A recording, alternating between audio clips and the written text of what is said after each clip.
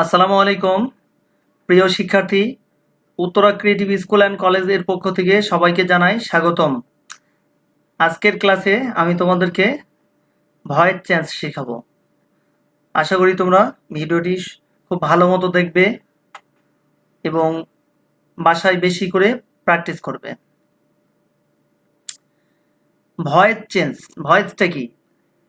Voice হচ্ছে দুই প্রকার, মানে যে সাবজেক্ট নিজে কোনো কিছু করতে পারে সেটা হচ্ছে অ্যাক্টিভ ভয়েস, আর যে সাবজেক্টটা নিজে কিছু করতে পারে না, অন্যের দ্বারা সবসময় কোনো কিছু করা, কোনো কাজ করা, সবকিছু করা বোঝাবে, সেটা হচ্ছে প্যাসিভ ভয়েস।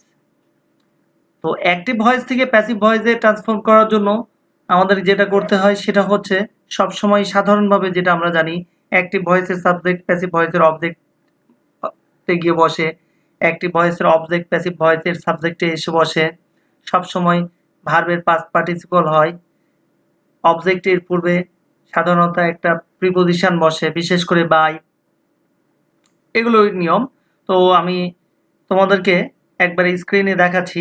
এখানে দেখো 1 নম্বর রুলসে বলা হচ্ছে সাধারণ যে নিয়ম, টেন্স বা সাধারণ যে রুলসগুলো, সেই সাধারণ নিয়ম হচ্ছে সাবজেক্ট ভার্ব অবজেক্ট, অর্থাৎ অ্যাক্টিভ ভয়েসে সাবজেক্ট ভার্ব অবজেক্ট। এখানে ভার্ব 1 হতে পারে, 2 হতে পারে, ভার্ব 3 হতে পারে, ভার্বের আগে অক্সিলারি ভার্ব থাকতে পারে।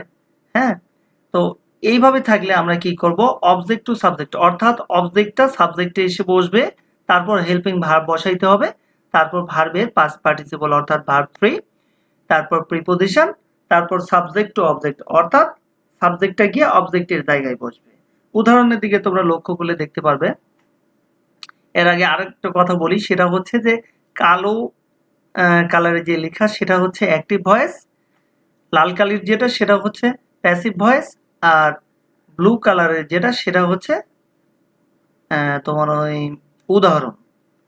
হ্যাঁ, তো দেখো এখানে আই প্লে ক্রিকেট, তাহলে আমরা এখানে অবজেক্ট আছে ক্রিকেট, ক্রিকেটটাকে এখানে সামনে ফার্স্টে সাবজেক্ট হিসেবে বসাই দেব, তারপর এটা প্রেজেন্ট ইনডিফিনিট টেন্সে আছে, এই জন্য অক্সিলারি ভার্ব ইজ বসাইতে হবে। ভার্ব এর প্লে এর ভার্ব 3 হচ্ছে প্লেড, তারপর প্রিপোজিশন হচ্ছে একটা বাই, এবং আই এর অবজেক্ট মি। দ্বিতীয় রুলসে লক্ষ্য করলে দেখবে subject modal verb verb 1 object. এটাকে চেঞ্জ করার সময় আগের রুলসের মতো same to same, object to subject modal verb, শুধু মডাল ভার্বের পর একটা বি যোগ করতে হবে, verb 3 preposition subject to object. উদাহরণ দেখলে তোমরা দেখতে পাবে, দেখো we should write the letter, এখানে অবজেক্ট হচ্ছে লেটার, উই হচ্ছে সাবজেক্ট, শুড হচ্ছে মডাল ভার্ব, রাইটটা হচ্ছে ভার্ব 1। হ্যাঁ, তো দেখো আমরা অবজেক্টটাকে আগে বসাই দেব, দ্য লেটার বসাইলাম, তারপর অক্সিলারি ভার্ব হচ্ছে শুড, এরপর বি বসালাম, তারপর রাইটের ভার্ব 3 হচ্ছে রিটেন, তারপর প্রিপোজিশন একটা বাই বসলো, আর উই এর অবজেক্ট হচ্ছে আজ বসলো। প্রিপোজিশন কোথায় বাই বা অন্য প্রিপোজিশন বসবে এটা আমি তোমাদেরকে পরে আলোচনা করছি। 3 নম্বর রুলসে এসে দেখো subject verb myself, ourselves, yourself, yourselves, themselves, herself, itself, oneself, অর্থাৎ সাবজেক্ট ভার্ব এর পর রিফ্লেক্সিভ প্রোনাউন হলে সেম সাবজেক্টে আমরা বসাবো, তারপর হেল্পিং ভার্ব বসাবো, ভার্ব 3 বসাবো, প্রিপোজিশন বসাবো, এরপরে রিফ্লেক্সিভ প্রোনাউনটা সেম টু সেম বসে যাবে। উদাহরণ দেখো, হি কিল্ড হিমসেলফ। হ্যাঁ, হিমসেলফটা হচ্ছে একটা রিফ্লেক্সিভ প্রোনাউন, হি হচ্ছে সাবজেক্ট, কিল্ড হচ্ছে ভার্ব 2, অর্থাৎ এটা পাস্ট ইনডিফিনিট টেন্সে আছে। তোমরা লক্ষ্য করলে চেঞ্জ করার সময় দেখবা যে সাবজেক্ট হবো বসে হি, পাস্ট ইনডিফিনিট টেন্সে আছে, এই জন্য পাস্ট কন্টিনিউয়াস টেন্সের অক্সিলারি ভার্ব নিয়ে আসতে হবে ওয়াজ, ভার্ব 3 কিল্ড, তারপর বাই প্রিপোজিশন, হিমসেলফ রিফ্লেক্সিভ প্রোনাউনটা সেম টু সেম বসে গেছে এখানে। 4 নম্বর রুলসে তোমরা লক্ষ্য করে দেখতে পারবে it is time, high time, 2 plus verb 1 plus object যদি থাকে, তাহলে এখানে it is time high time same বসবে, 2 এর পরিবর্তে ফর বসবে, তারপর অবজেক্ট বসবে, two B verb 3।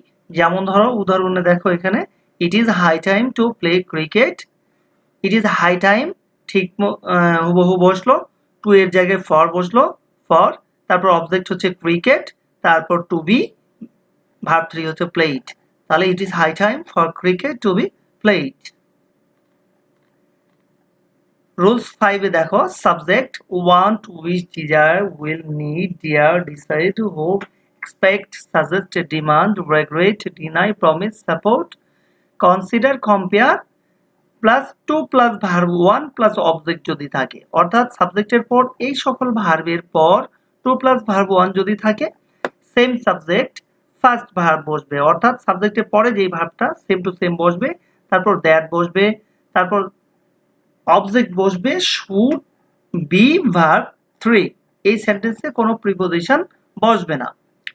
I decide to help the poor, দেখো এখানে সাবজেক্টের পর ডিসাইড বসছে, তারপর 2 প্লাস ভার্ব 1, তারপর অবজেক্ট।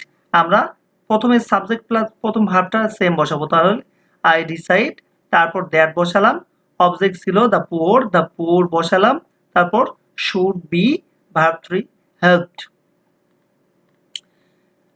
6 নাম্বার রুলসে দেখো, ওয়ান ভার্ব ওয়ান্স নাউন, এক্ষেত্রে শুধু noun, helping verb, verb 3, one should respect one's parents, তাহলে অবজেক্ট বসবে হচ্ছে প্যারেন্টস শুড বি রেসপেক্টেড।